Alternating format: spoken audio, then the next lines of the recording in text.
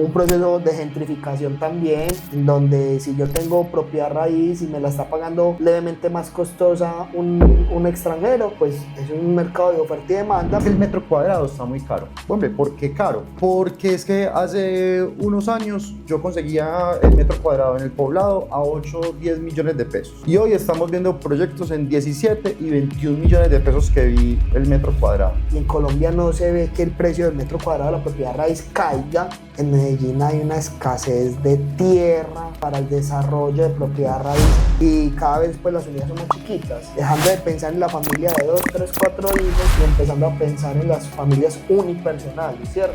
Incluso ya hoy se habla de ello. Hay una estadística hoy donde dice que un centro comercial debe llegar ya al 60% de experiencia y solamente máximo un 40% de almacenes Lo acabaste de decir. Colombia es un país de empleados, ¿cierto? Muy poquito empresario, muy poquito emprendedor. La gente hoy en día tiene capacidad, la gente de a pie invierte en criptoactivos, así sea el punto cero nada del Bitcoin, pues pudiese invertir desde el punto cero nada en propiedad raíz. Bienvenidos a Conexión, otro capítulo más. Y hoy estoy muy agradecido con Santi, muy agradecido este momento. A mí me da mucha más que felicidad. Yo soy muy agradecido con la persona que viene acá y nos da lo más importante, que es el tiempo. Entonces, Santi, muchas gracias por venir acá. Oscar, parce, muchas gracias por la invitación. La verdad, nos conocemos hace muchos años, ¿cierto? Digamos que tenemos varias historias de amistad, de muchas cosas que hemos vivido juntos, y pues tener este espacio con amigos para generar contenido de valor, pues a mí como persona y pues a nuestra marca también obviamente nos representa bastante. Muchas gracias por todo. Este espacio es tuyo, Santi, como te lo dije antes de empezar. Y antes de que te presentes, yo quiero preguntarte, porque este podcast hoy vamos para el desarrollo inmobiliario, quiero preguntarte cómo está el mercado hoy del desarrollo inmobiliario. El mercado, digamos que incluso la semana pasada se dieron unas cifras muy estadísticas de parte de la agremiación de Camacol en su evento pues anual de agremiación en Barranquilla, y sí, unas cifras bien importantes, ¿cierto? Digamos que, y te voy a hacer un poquito de historia. 2019, 2018 el país venía con unos indicadores de crecimiento de la producción y la venta de vivienda muy buenos. Digamos que decíamos, se vienen los 5 o 6 años bollantes de la economía para nuestro subsector. 2020 llega pandemia y súbitamente caemos 4 o 5 meses. Y no solo nosotros, mucha gente también empieza a tener problemas económicos, ¿cierto? El país entra en unas especies de políticas monetarias expansivas para evitar que pues se perdieran empleos, que pasara algo peor, y uno de eso fue la construcción de vivienda, y empezaron con un montón de subsidios. 2020, finalizando 2021, 2022 fueron épocas de mucha bonanza en materia de venta de propiedad raíz. Se vendieron aproximadamente unas 250, 260 mil viviendas. Eso fue un crecimiento como el 35-40% anual. Eso es una cosa exorbitante, acompañada de mucha liquidez, ¿cierto? Por lo que te acabo de decir. Y empieza el mundo a contraerse, porque obviamente todo lo que infla rápido tiene pues una tendencia a contraerse. Parce, y 2023 y 2024, y más con las políticas del nuevo gobierno de casi cero subsidios, la época de la vivienda fue dura. Los grandes constructores se vieron muy aporreados. Nosotros, digamos que aprovechamos la crisis y con nuestra forma de ser resilientes y adaptables crecimos bastante, pero eso no fue lo que pasó en el mercado. Y lo que hablaba Camacol en la última semana es que ya se empiezan a ver muy buenos o como unos indicadores, unos indicios de otra vez de reactivación, ¿cierto? De como mínimo sostenimiento del subsector, en donde empiezan a haber nuevas ventas, empiezan a haber nuevos lanzamientos, pero muy lento la verdad. Y yo creo que también ha sido como toda esa precaución que han tenido los grandes constructores Sí. de pisar blandito en estas épocas en donde la economía no ha estado tan buena, en donde empieza a mejorar, pero no pasa mucho, o sea, va lento. Entonces, buscando cuidar y ser precavidos con el entorno y con el negocio. Más o menos, resumen, mejorando después de una época compleja para el O sea, sector, estamos en una curva ascendente. iniciando la curva O sea, ascendente. de ahí ya tocamos el fondo Sí, y ya estamos empezando esa esperando que hayamos tocado el fondo. Sí, esperando que hayamos tocado el fondo y empezamos la curva ascendente, pero una curva ascendente con una pendiente muy bajita. Empieza a mostrar mejoría, pero suave. Así estamos hoy en día. ¿Quién es Santiago Cardona y qué es Ready Group? Par de B. Y yo creo que muy bacano tener este espacio porque vos me conoces de hace unos años. Santiago Cardona, voy a hablar primero de lo personal. Es esposo, es padre, es hijo y, y en general es amigo de un círculo que ha sabido retribuir esas amistades y yo valoro mucho eso. Yo no soy, yo soy el hijo de mi madre, pero no soy el hijo de nadie de apellido importante. Para mí es el apellido más importante porque mi madre para mí es una gran parte de mi vida. Pero digamos que soy una persona, parce, como vos o como cualquier otra persona que quiso sacar adelante un sueño, ¿cierto? Y ya desde mi formación, hoy yo soy ingeniero civil, me he dedicado a estudiar bastante, tengo varios posgrados en proyectos, en finanzas, en construcción, soy profesor catedrático en posgrados en la Universidad de AFIT, entonces este ramo inmobiliario y estructuración de proyectos, y actualmente soy pues el gerente general de la compañía Grupo Ready, y que es un sueño que entre amigos hemos construido con mucho esfuerzo y con mucho amor, que hoy empieza a salir al mercado de manera importante, pero por eso hablaba de lo primero, de la persona, y me caracteriza mucho eso. Soy muy familiar, soy de parches más tranquis, de círculos muy cercanos, y obviamente me encanta la academia, me encanta la academia. Ayer hablaba con el equipo y yo recuerdo que Santi es experto en estructuración de proyectos, así fue que lo conocí en otro momento de mi vida, porque el equipo me preguntaba precisamente por un proyecto que les hicieron una propuesta. Y dije, ese podcast te va a servir mucho, porque si conozco a alguien que sabe estructurar proyectos y sabe en qué momento empezar y por dónde empezar, es Santiago Cardona, experto en eso. Yo creo que muchas cosas más, pero en eso te he visto muy bien. Santi, ¿qué hace Ready?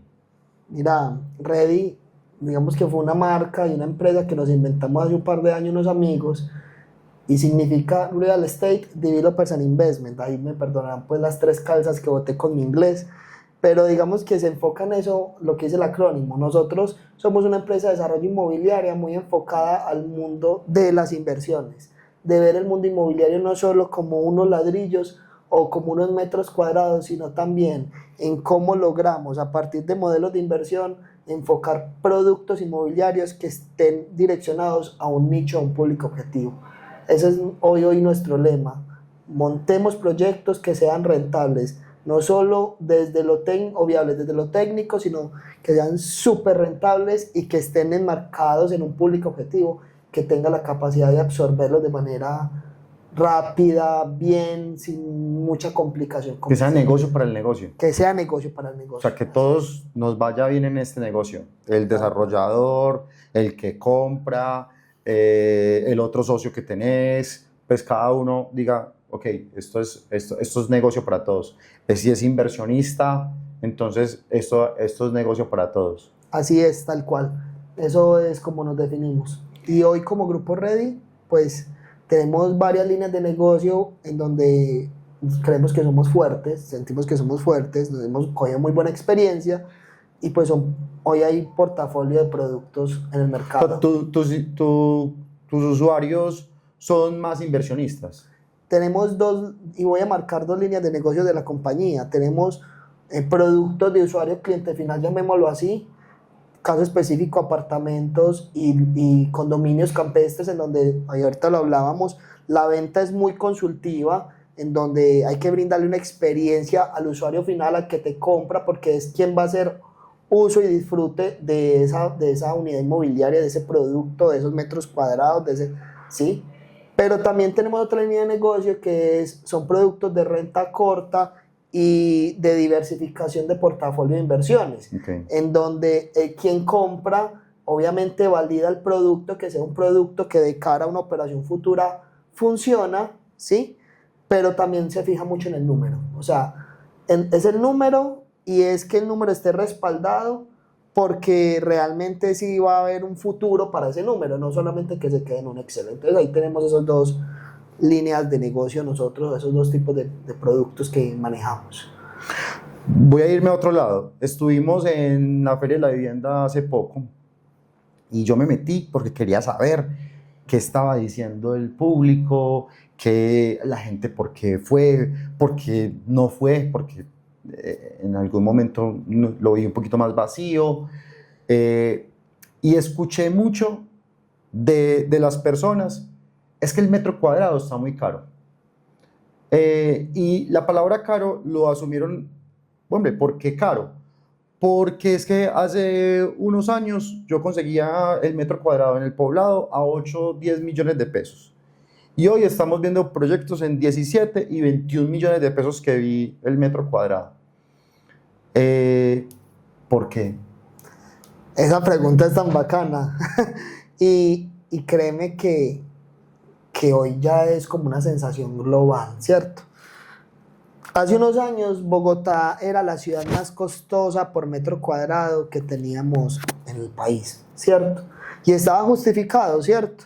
Es la capital, hay una presión de oferta muy dura, ¿cierto? Es decir, vive mucha gente y demanda mucha propiedad raíz, y aparte de eso el suelo es costoso, ¿cierto? Y aparte de la construcción es costosa porque no es del todo cierto, pero sí es en gran parte verdad. Pues Bogotá, los suelos no tienen unas buenas características para construir edificios en altura. Entonces construir edificios altos, que es lo que se necesita para densificar las ciudades, cuesta bastante, ¿cierto? Y después seguía Medellín, y en Medellín muy emparejadito con lo que es Cali y de pronto alguito de costa atlántica, pero Medellín levemente más costoso. Y es verdad, uno encontró el precio por medio metro cuadrado de Medellín estaba entre 4 y 6 millones de pesos, y unos datos como ahí como espurios, como diría la estadística, 8 millones, 10 millones. Pasa pandemia, y eso es lo que pasa con todos estos ciclos de quiebras y altas de liquidez en el mundo, que disparan la inflación de una forma importante.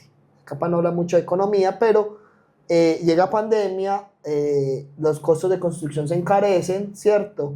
Hay que subir obviamente los precios, las tasas de interés para construir proyectos inmobiliarios también suben, y eso encarece el metro cuadrado, y eso fue de 2020 a 2023, más o menos.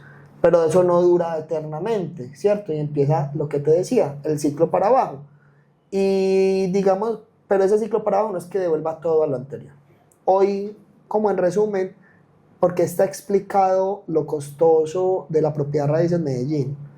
Uno, hubo un efecto inflacionario importante, no en Medellín, en todo Colombia, en muchas partes del mundo. Tuvimos inflaciones casi del 13%, eso es muy alto en Colombia.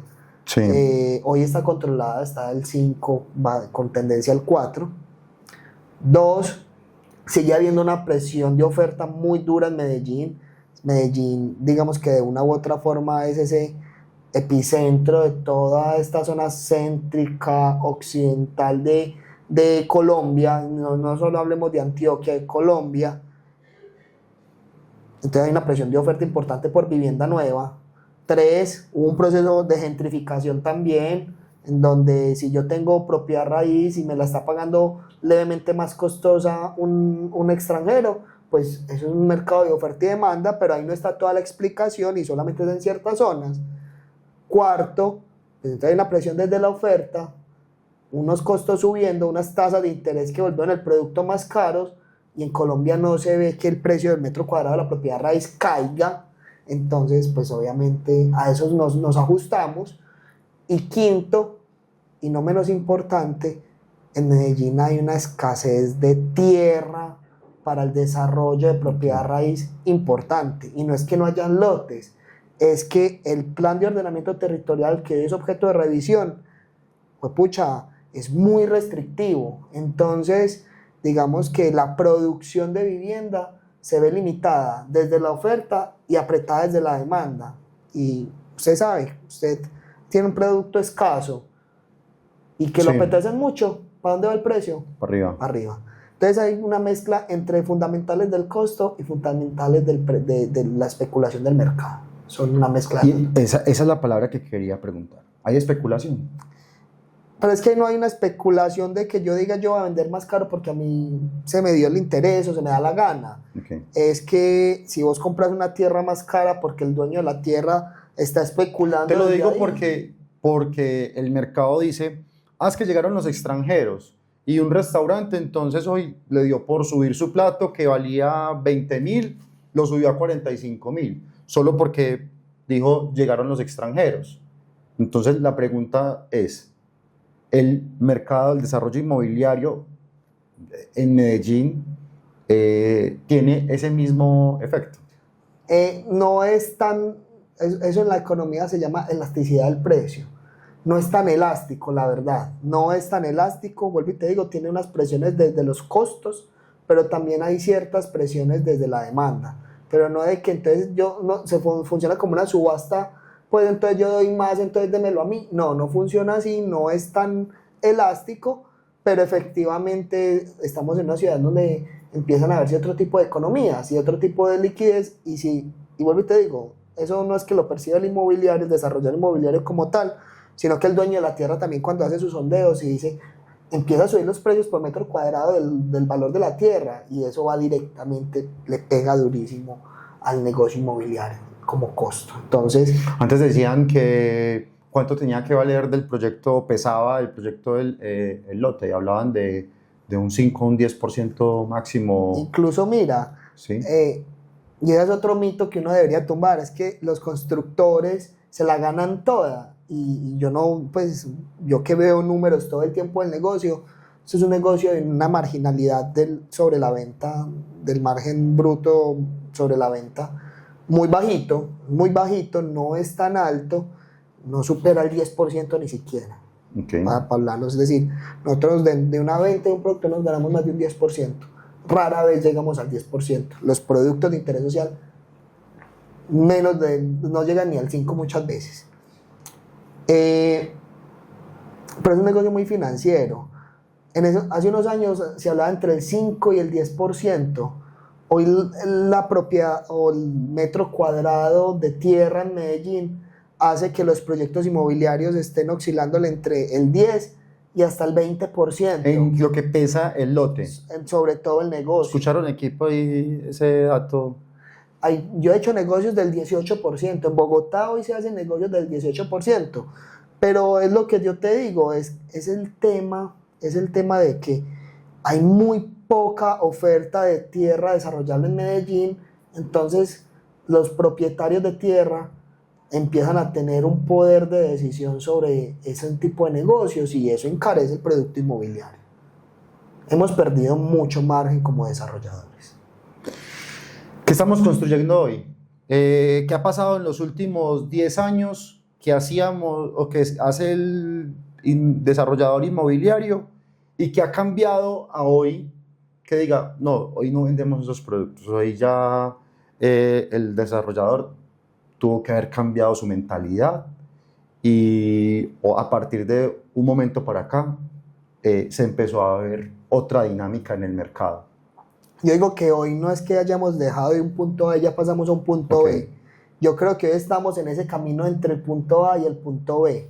Las grandes economías del mundo, digamos que dejaron de ser proyectos, dejaron de construir proyectos de propietario de usuario final y empezaron a construir proyectos o activos de renta de largo plazo, muy apalancados en grandes estructuras financieras como fondos de capitales, family office y grandes inversionistas del mundo. Fondos de pensiones incluso aportan ahí. Colombia y especialmente Medellín, que hoy se está madurando como mercado, está pasando de ser en varios temas un mercado netamente de vivienda a ser un mercado de usos múltiples. Está dejando de ser el mercado de la familia tradicional a la nueva familia. Y está dejando de ser un mercado de propietarios, compradores de usuario final, a ser un mercado de inversionistas y un mercado de gente que compra propiedad raíz porque sabe que va a tener unas estabilidades como inversionista de sus flujos de caja futuro que le van a mitigar el riesgo y le van a asegurar la rentica. Entonces, entendiendo este cambio en el que yo estoy explicando que estamos, digamos que hoy estamos dejando de construir esos apartamentos de 100, 200, 300 metros, ya son apartamentos muy ennichados y de lujo, y cada vez pues las unidades son más chiquitas, dejando de pensar en la familia de 2, 3, 4 hijos y empezando a pensar en las familias unipersonales, ¿cierto? Que incluso ya hoy se habla de ellas.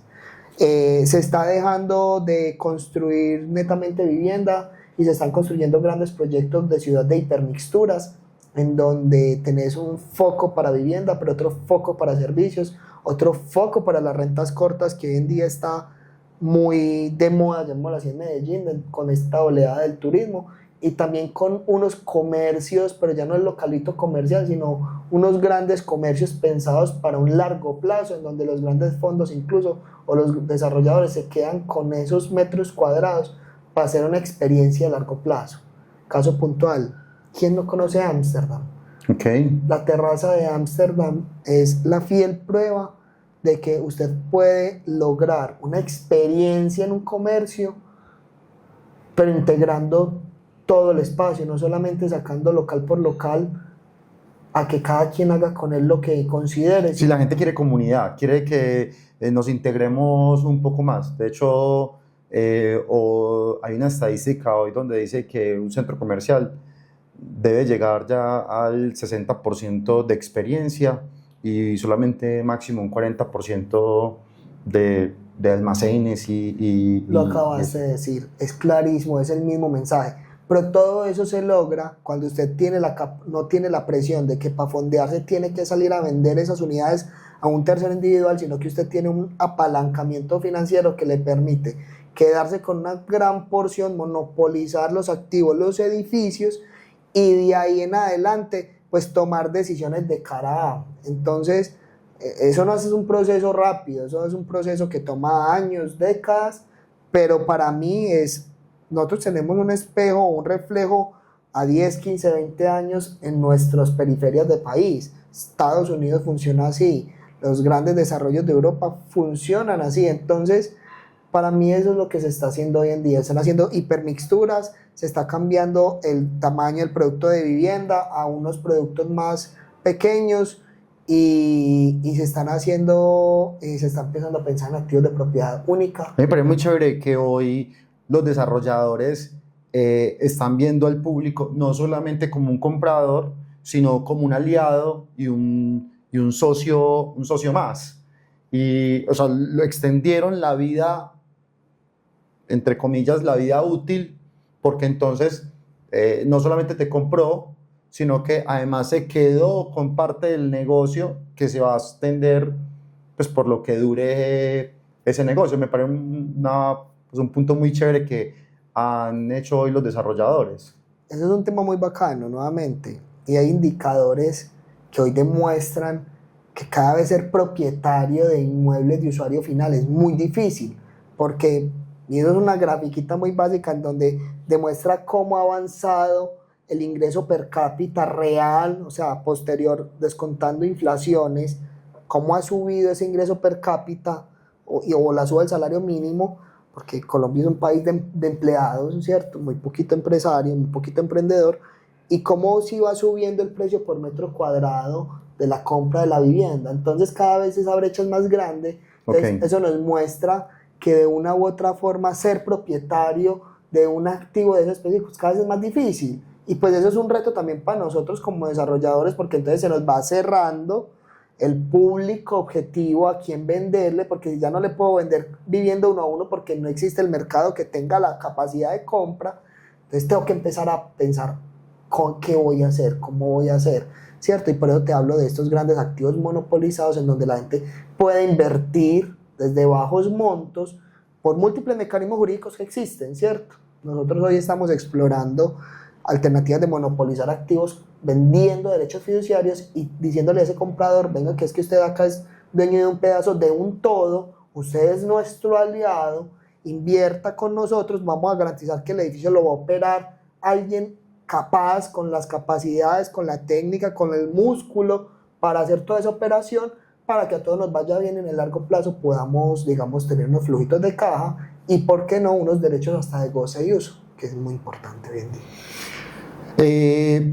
¿Qué vas a hacer para atrapar o de alguna forma llamar la atención de esos inversionistas? Nos contaba Andrés Giraldo, que estuvo en el episodio pasado, que así todo nos suma más del 20% el porcentaje de los inversionistas y que se requieren mucho más, ¿sí? Porque este no es un país, como lo acabas de decir, que sean más los empresarios, que sean más los que sean inversionistas.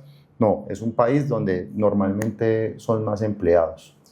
Mira, hombre, yo me sueño y lastimosamente pues hoy con todo lo que viene sonando del run run inmobiliario,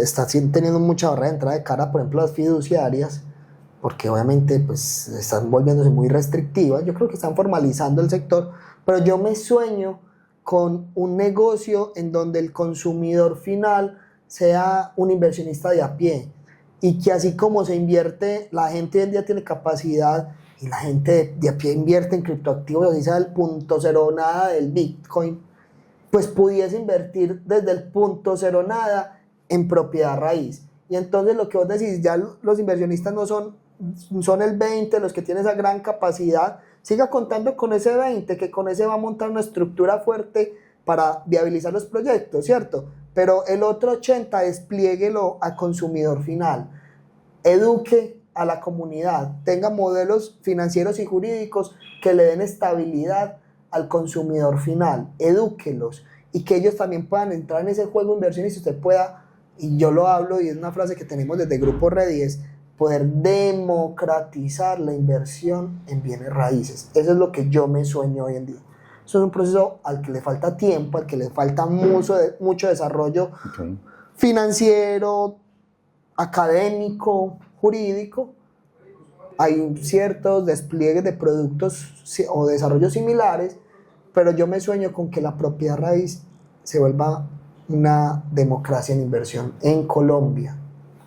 Hay una pregunta que nosotros nos hacemos en la agencia y sabes que, pues, que yo soy fundador de Agencia Contraste y es, ¿cuál es esa experiencia o cuáles son esas experiencias que los desarrolladores buscan precisamente para ofrecer o para de alguna forma integrar a tus usuarios o, como lo llamas, a tus aliados para expresar esto que nos estás contando?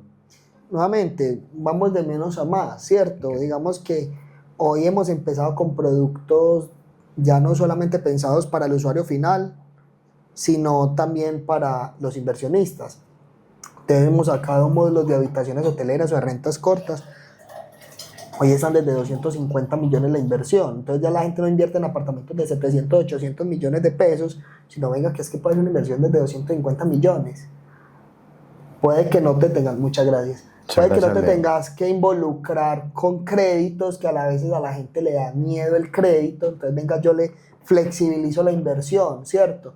Entonces ya no tienes que invertir desde 800, sino desde 250. Hoy tenemos una apuesta importante y queremos empezar a hacer un tema de educación jurídica y financiera para que la gente vuelva a confiar en los derechos fiduciarios o en algún mecanismo similar de fraccionamiento de la propiedad raíz. Yo quiero tender allá, es el siguiente paso. Entonces hoy estamos bajando a unos productos de inversión de largo plazo. Hoy quiero que empecemos a ver el fraccionamiento desde lo mínimo que se pueda.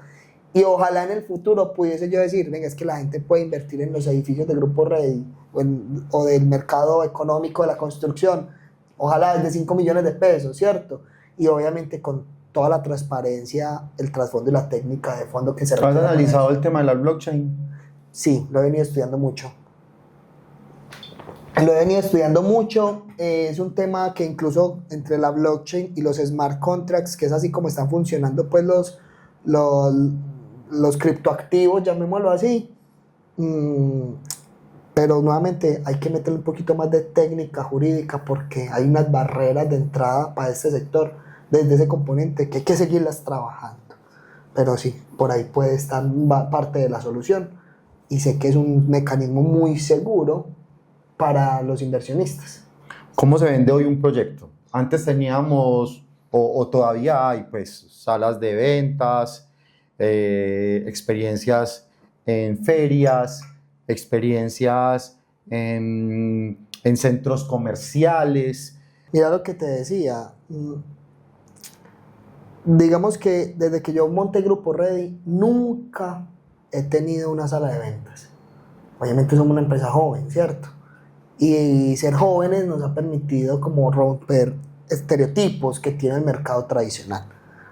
Nunca he dedicado a una vendedora 100% a un proyecto específico.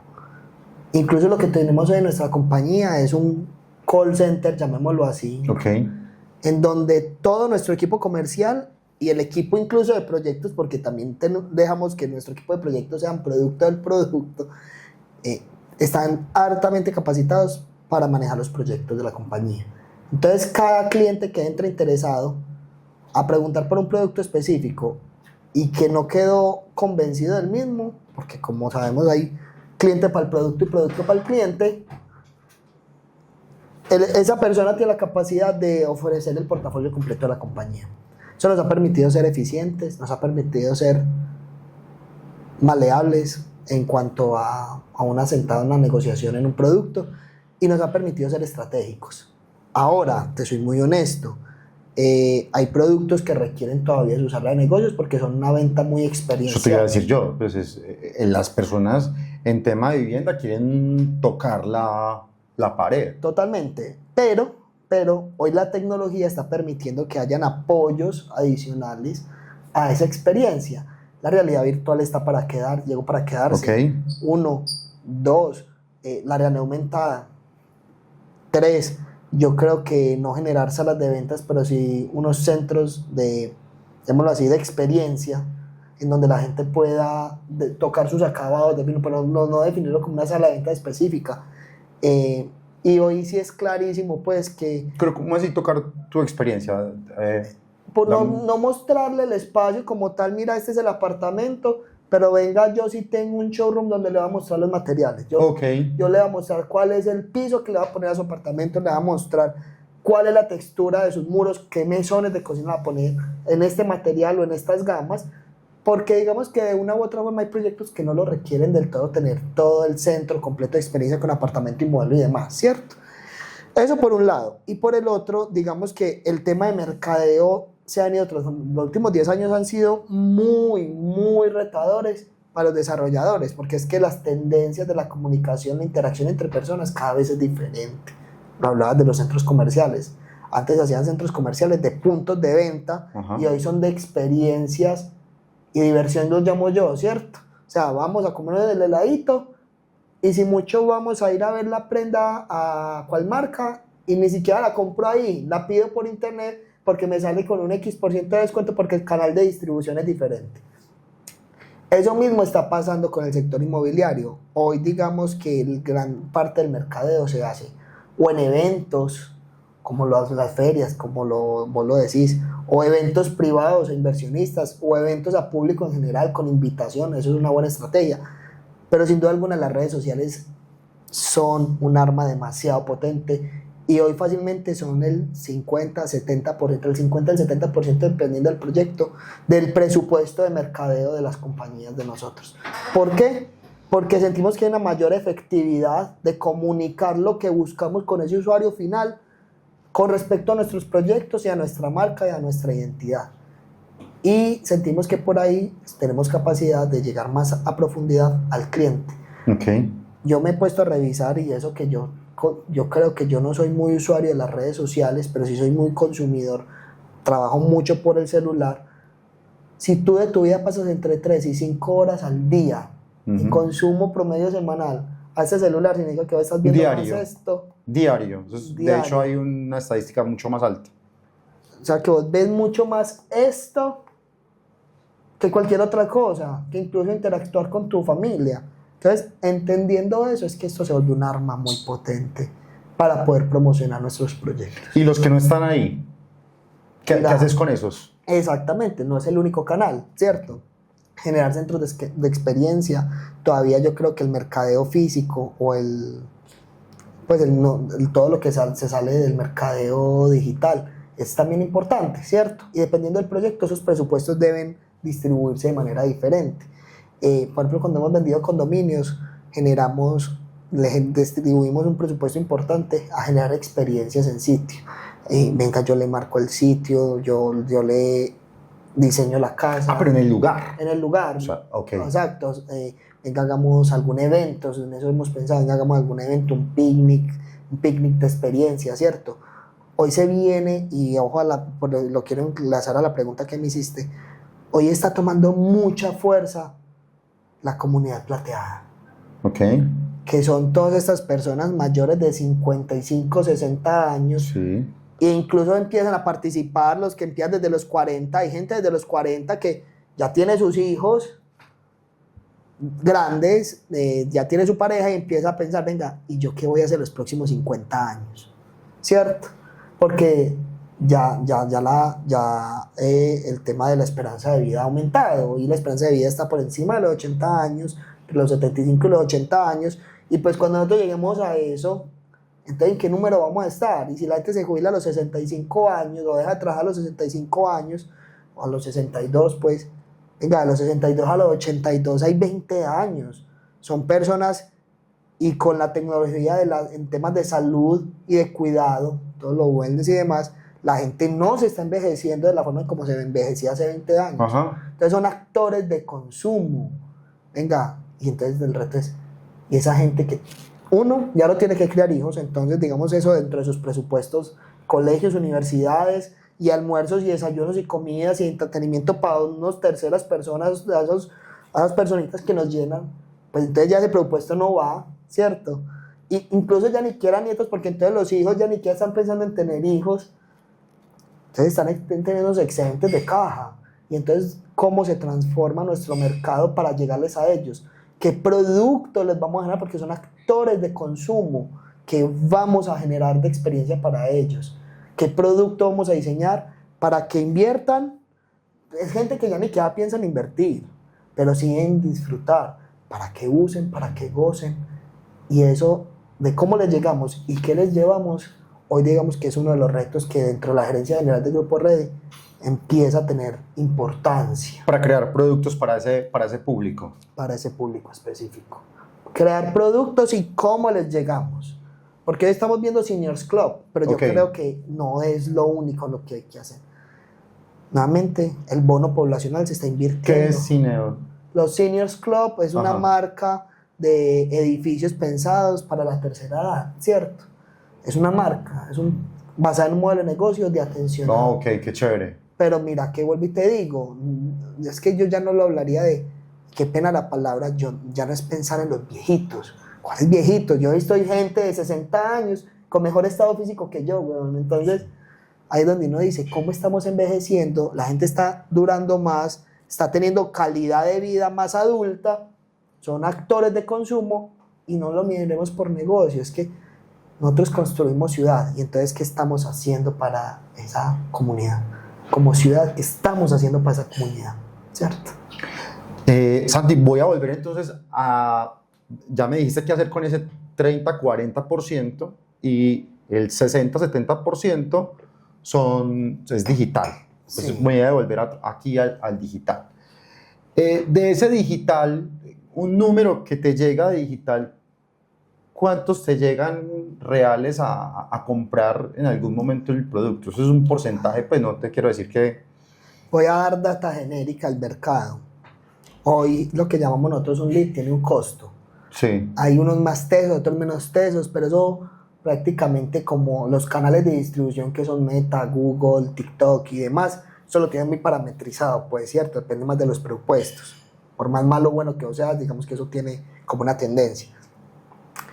Hoy nos pueden llegar, no sé, 1000 leads al mes por proyecto o 500 leads al mes por proyecto o 500 prospectos. Gente que vio tú hizo una primera interacción con todo tu sistema de mercadeo por algún proyecto.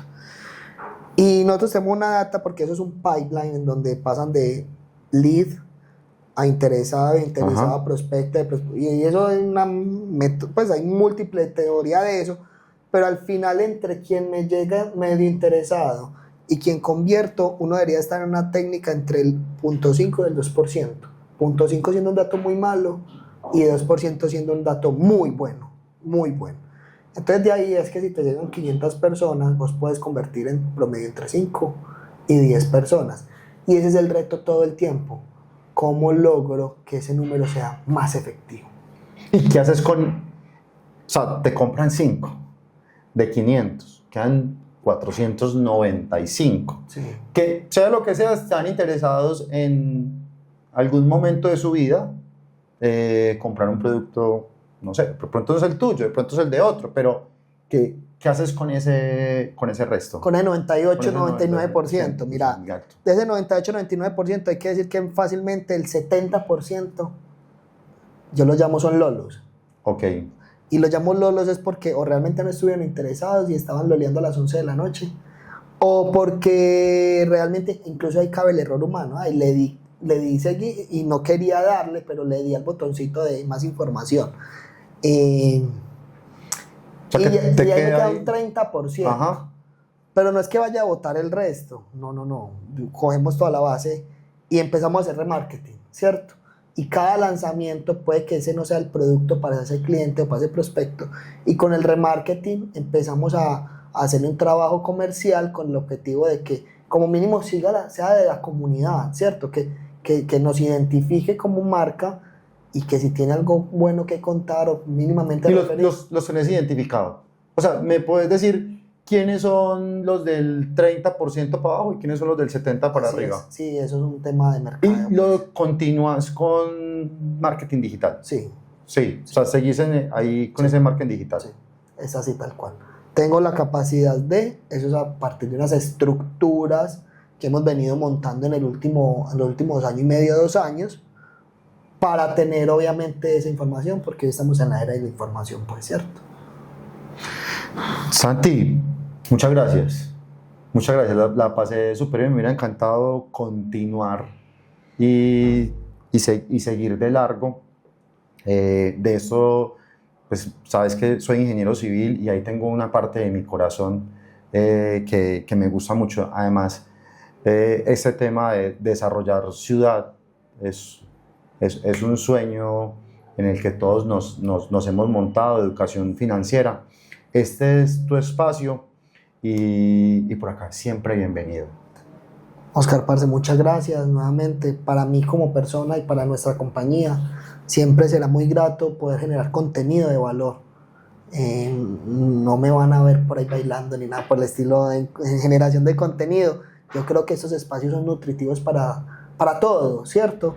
Y que hayas pensado en mí y en mi compañía para este espacio es muy satisfactorio, hombre. A vos. ¿Cuántas veces? A vos. Así que si te gustó este episodio, lo puedes pasar a otro amigo. Si estuviste hasta aquí, te agradezco mucho y dale click a la campanita y síguenos.